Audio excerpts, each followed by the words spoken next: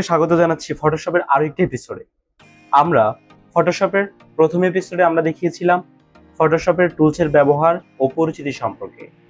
আজকে আমরা দেখাবো ফটোশপের খুবই গুরুত্বপূর্ণ অনেকগুলো বিষয় নিয়ে আপনাদের সাথে ডিসকাস করব এবং আমি আশাবাদী যে আপনি ফটোশপের এই দ্বিতীয় পর্বে অনেক কিছুই শিখতে পারবেন। তো আজকের ভিডিওতে আমরা দেখব ফটোশপের কালার গ্রেডিং কিভাবে করতে হয় একটা ইমেজের, এবং কিভাবে শ্যাডো তৈরি করতে হয়, কিভাবে সাবজেক্ট একটা ইমেজ থেকে কিভাবে সাবজেক্ট আলাদা করতে হয়, ব্যাকগ্রাউন্ড আলাদা করতে হয়। সো একটা ছবি থেকে একটা ছবির ব্যাকগ্রাউন্ড কিভাবে ব্লার করা যায়। তো আজকের ভিডিওর শেষের দিকে আরো কিছু যেগুলো খুবই ইউজফুল। সো আমরা এখন স্টার্ট করব। আমরা স্টার্ট করার জন্য প্রথমে এখান থেকে আমরা ফ্যান টুলটা নিব।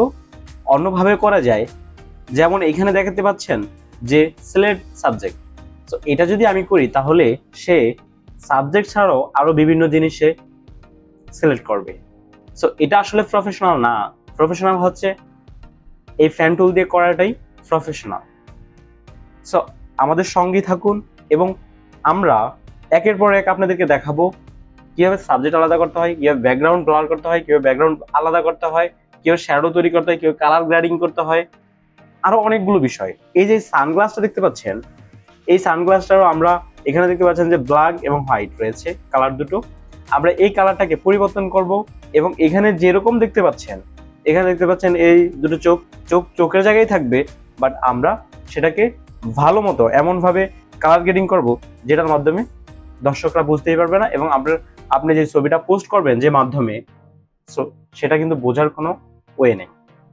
সো এখন আমরা পুরো বিষয়টাকে সিলেক্ট করব।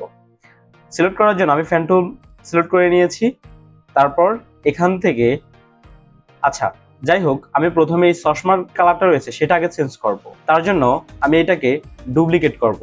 ঠিক আছে, কিবোর্ড থেকে কন্ট্রোল সি এবং কন্ট্রোল ভি দিলে এটা কপি হয়ে যাবে। বাই দ্য ওয়ে, এটা আমার আসল লেয়ার, তারপরে এটা হলো আমার ডুপ্লিকেট লেয়ার।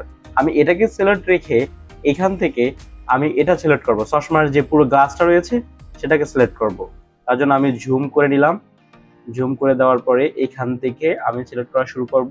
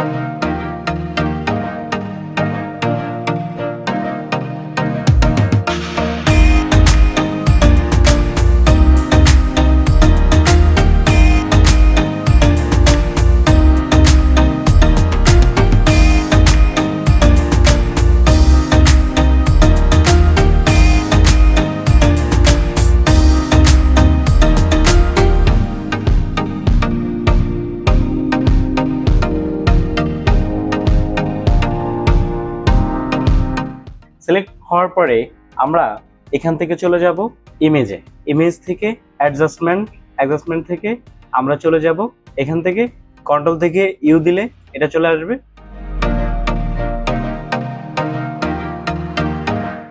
চলে আসার পরে এখান থেকে আমরা কালার সিলেক্ট করব। এখান থেকেই দেখুন, আপনি যেটা ইচ্ছা সেটা নিতে পারবেন, কোনো সমস্যা নেই।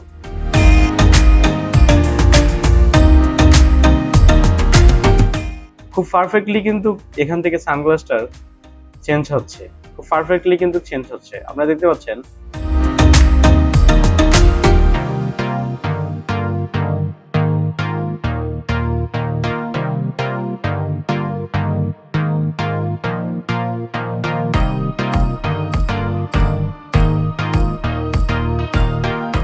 সো আমি এই কালারটাই রাখলাম।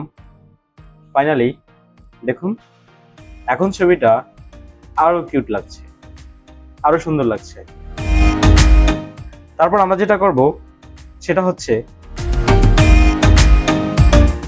আমরা কিবোর্ড থেকে কন্ট্রোল ভি ক্লিক করব। সিলেক্টটা উঠে গেছে। এখন আমরা এই পুরো বিষয়টাকে, এই পুরো সাবজেক্টটাকে আমরা সিলেক্ট করব। সো আমি সেই কাজটাই করছি।